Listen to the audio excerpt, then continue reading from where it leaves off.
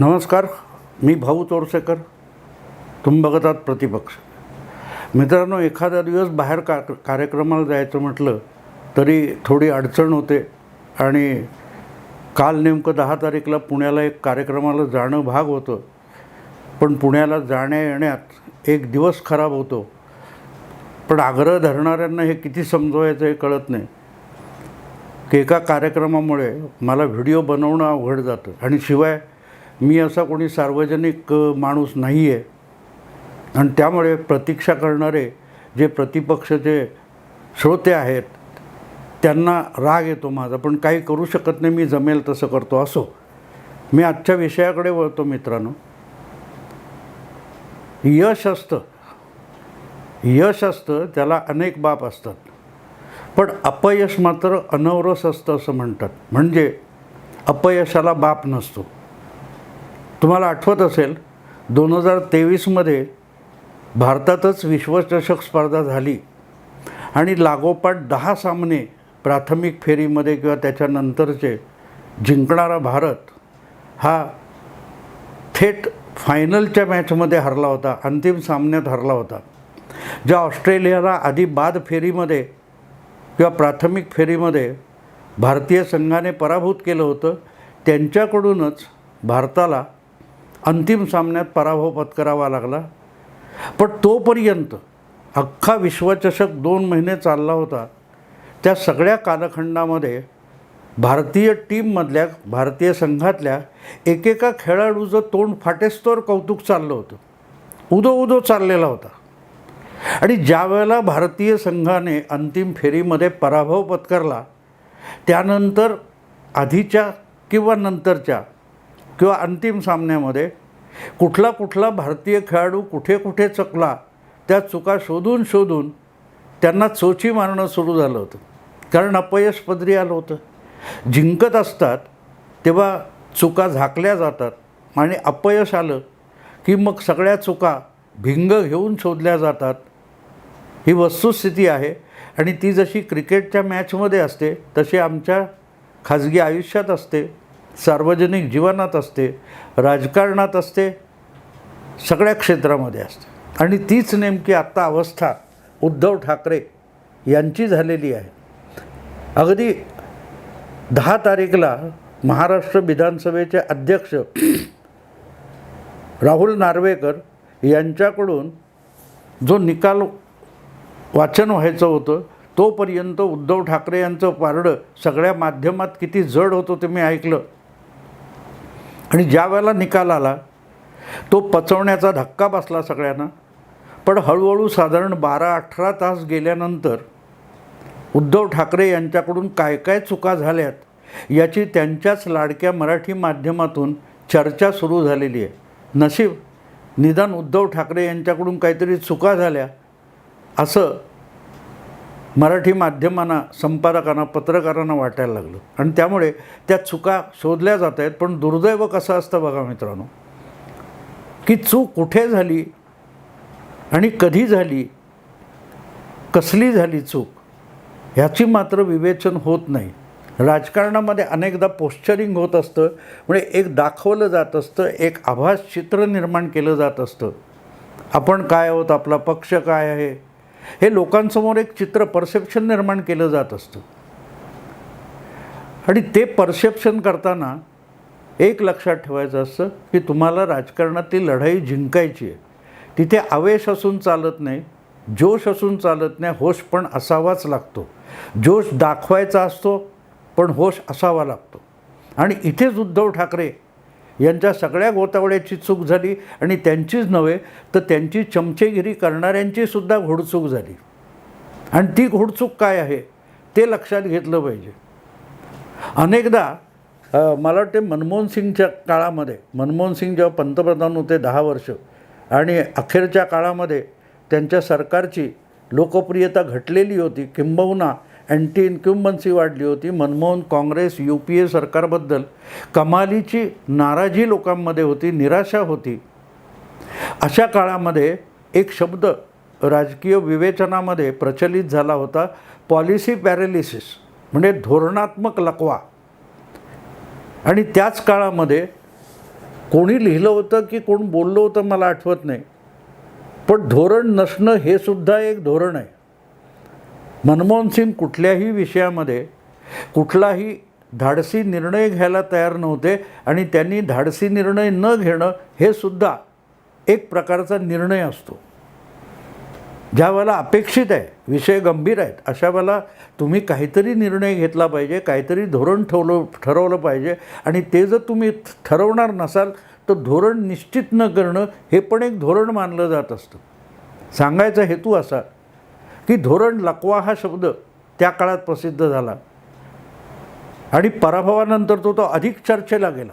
2014च्या निवडणुकीत ज्यावेळेला मोदींनी बहुमत आणलं आणि काँग्रेस ऐतिहासिक पराभव पत्करताना 44 जागांपर्यंत सीमित झाली, तेव्हा मग मनमोहन सिंग, UPA किंवा सोनिया गांधी यांच्या चुका शोधायला सुरुवात झाली.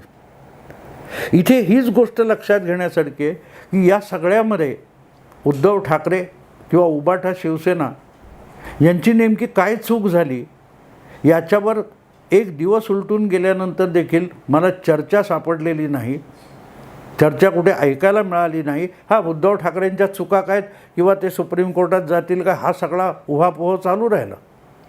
पण एक गोष्ट महत्त्वाची असते मित्रांनो, अनेकदा निर्णय न घेणं हा सुद्धा एक निर्णय असतो किंवा धोरण न ठरवणं हे सुद्धा एक धोरण असतं. आणि इथेच उद्धव ठाकरे यांची चूक झाली. ज्या प्रकारे हा विषय पहिल्या दिवसापासून सरकार कोसळण्याच्या 8 दिवस 10 दिवस आधी उद्धव ठाकरे यांनी राजकारण कोर्टाच्या माध्यमातून खेळायचं ठरवलं, ती सगळ्यात पहिली चूक होती. पहिली चूक होती ती. तुम्ही विषय राजकारणाचा होता, तो कोर्टातून लढून आपण आपल्या विरोधकांना चितपट करू ही अपेक्षा चुकीची होती. पण उद्धव ठाकरेंना त्यांच्या गोतावळा आणि त्यांचे चमचे इतक्या हरभऱ्याच्या झाडावर चढत होते, हा कायदा आपल्या बाजूला आहे, तो कायदा आपल्या बाजूला, ही तरतूद आहे, 10वं परिशिष्ट आहे, पक्षांतर कायदा आहे, हा सगळा घोळ घातला जात होता. पण त्या उपरसुद्धा एकदा सरकार पडलं, त्यांनी तडकाफडकी राजीनामा दिला आणि सरकार निकालात निघालं. प्रश्न असा असतो की हे सगळं करताना आपल्याला राजकारण करायचं आहे आणि राजकारणात यशस्वी होण्याला प्राधान्य असतं, याचाच त्यांना विसर पडला होता. आणि तिकडे सगळा घोळ झाला. आत्ता देखील मी म्हणेन, शेवटच्या क्षणी जवळजवळ 1.5 वर्ष विषय कोर्टामध्ये होता, सुप्रीम कोर्टामध्ये होता, घटनापीठापर्यंत गेला. त्यानंतर त्याला एक ब्रेक लागला होता. आणि तो ब्रेक काय लागला होता तर विधानसभेच्या अध्यक्षांकडे घटनापीठाने हा सगळा पात्रता अपात्रतेचा विषय पाठवलेला होता आणि तो तिथे तसाच अनिर्णित राहणं हे राजकीयदृष्ट्या अधिक फायद्याचं होतं. गेली आता 1.5 वर्ष उलटून गेलं सरकार बदलल्यानंतर. त्यानंतर जवळजवळ 1 वर्ष उलटल्यावर राष्ट्रवादी काँग्रेसमध्ये पण फाटाफूट झाली. हे सगळं झाल्यानंतर एक गोष्ट लक्षात घ्यायला लागते की तुमच्या हातामध्ये हे सरकार घटनाबाह्य आहे, हे बेकायदेशीर आहे, आमचा पक्ष पळवलेला आहे, हे जे काय बोलत तुम्ही होता त्यावर पडदा पडला नसता तर ते विषय तुम्हाला निवडणुकांपर्यंत ताणून नेता आले असते, ओढून ताणून नेता आले असते. आणि ठीक आहे, आजपर्यंत या देशात अनेक विधानसभांच्या सभापतींनी असे विषय चालढकलपणा करून किंवा वेळकाढूपणा करून टांगून ठेवलेले होते. अगदी विधानसभा बरखास्त होईपर्यंत ते विषय टांगले गेले, त्याचे निकाल लागले नाहीत. अगदी राजस्थानची काल परवाची गोष्ट आहे.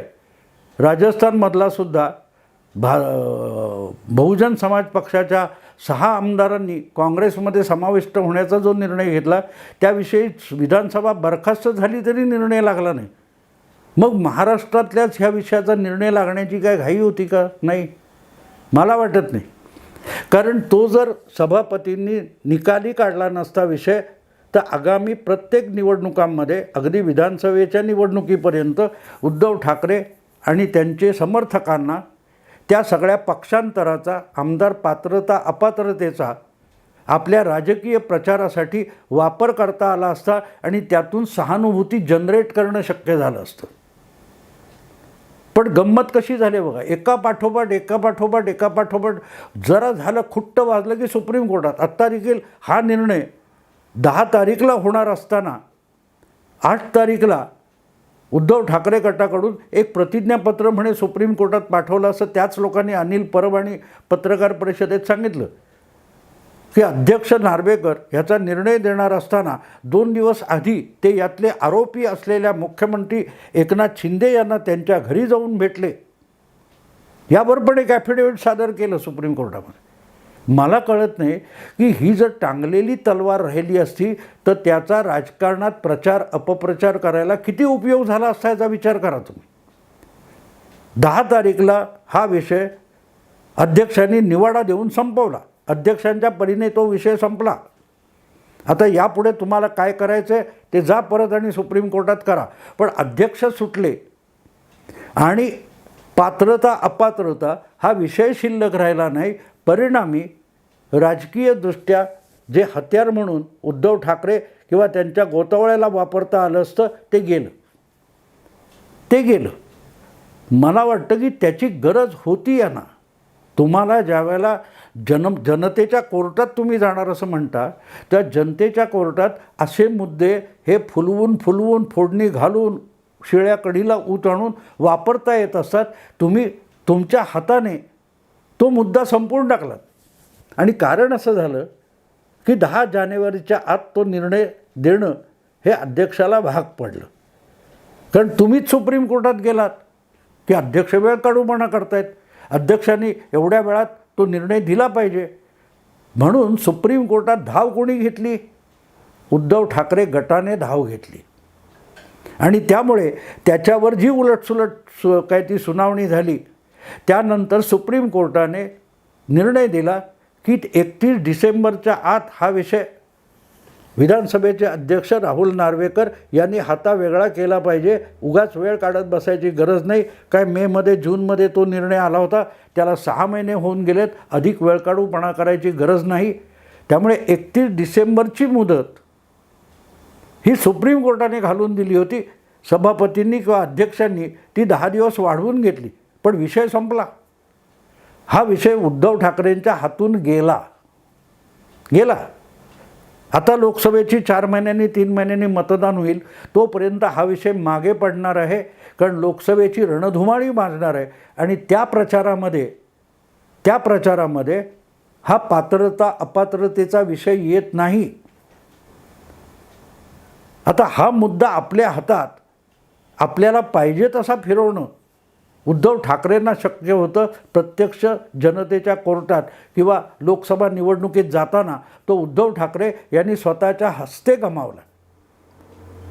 मग चूक कुठे झाली मित्रांनो? आधी तुम्ही सुप्रीम कोर्टात गेला तो विषय बाजूला ठेवा, पण तो सुप्रीम कोर्टात गेल्यामुळे तो विषय टांगलेला राहतो.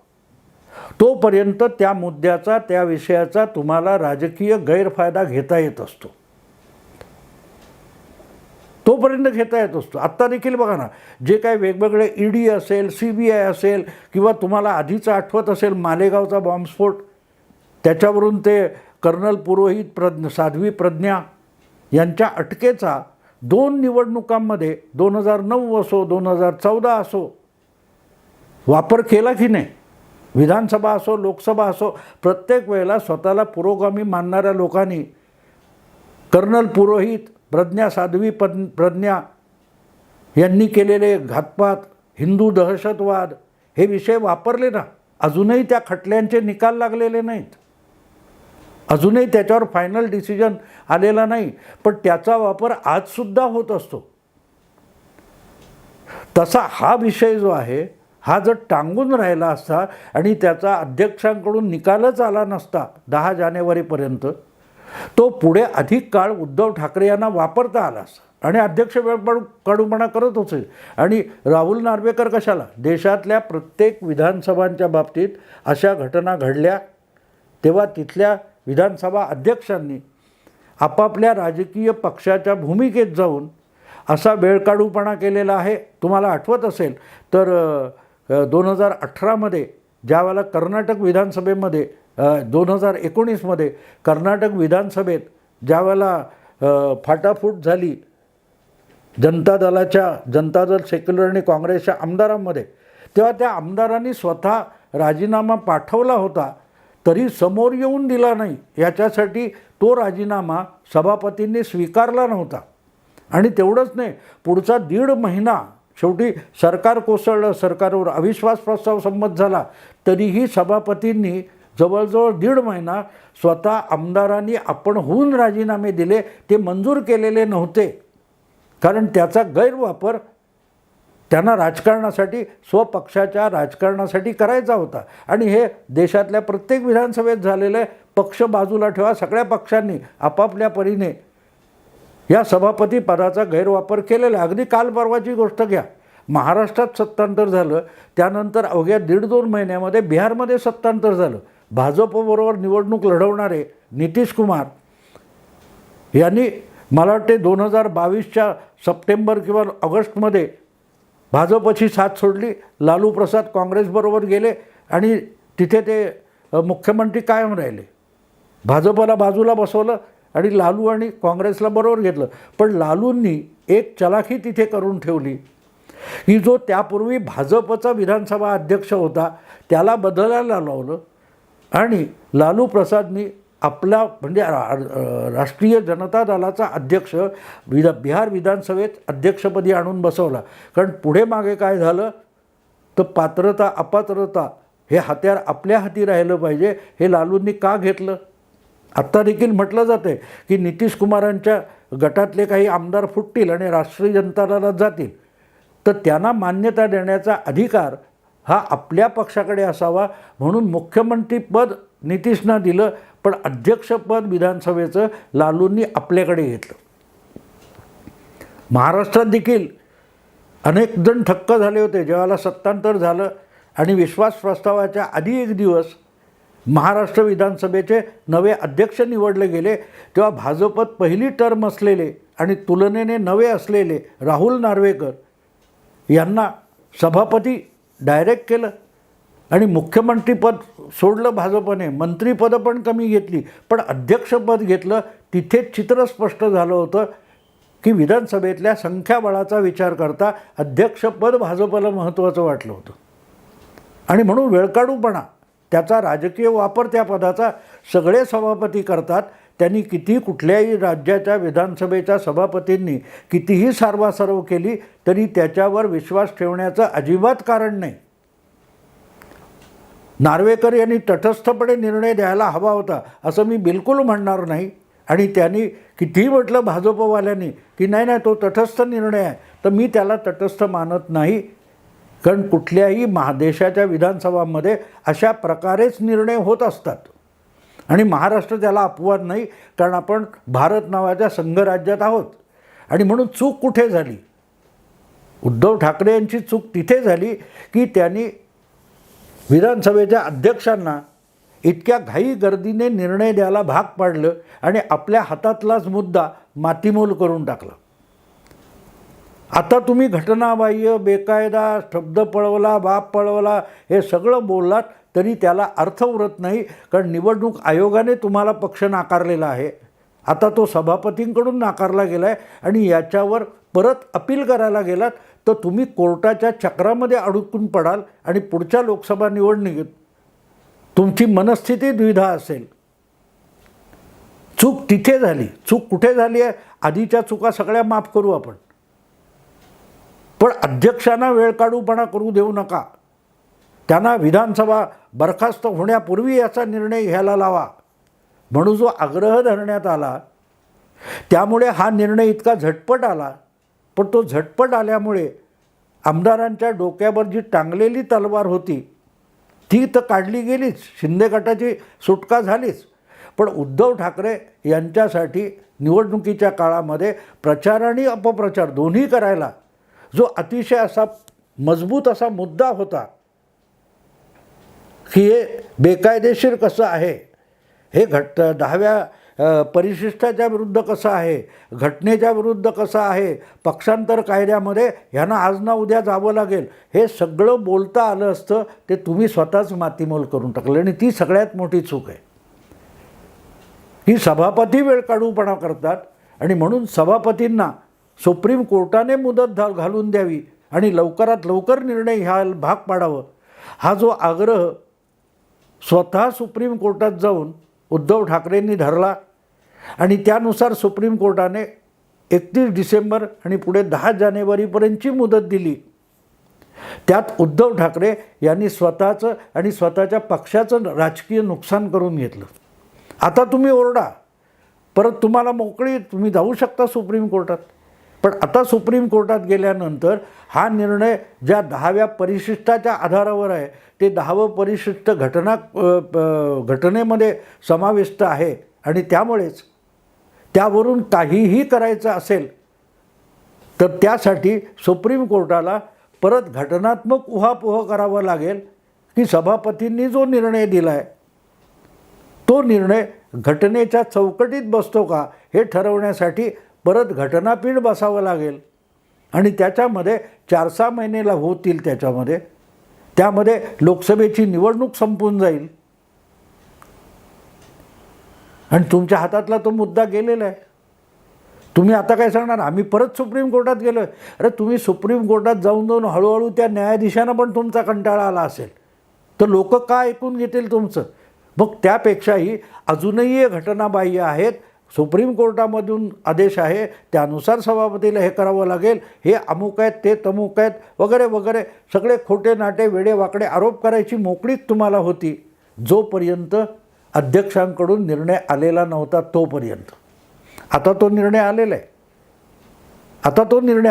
आणि त्यामुळे उद्धव ठाकरे यांच्याकडून झालेली सगळ्यात मोठी चूक काय असेल तर त्यांनी अध्यक्षांनी त्वरेने आणि ताबडतोबीने निर्णय द्यायलाच पाहिजे. हा जो हट्ट केला सुप्रीम कोर्टात आणि ती ऑर्डर आणली आणि त्या आधारे हा निर्णय आला आहे. त्यामुळे आपल्या हातून आपणच एक मुद्दा मातीमोल करून टाकणं ही माझ्या मते उद्धव ठाकरे यांनी केलेली या सगळ्या घडामोडींमधली सगळ्यात मोठी चूक आहे. असो मित्रांनो, आत्ता इथेच थांबतो. आवडलं लाईक करा, शेअर करा, सबस्क्राईब करा. नमस्कार.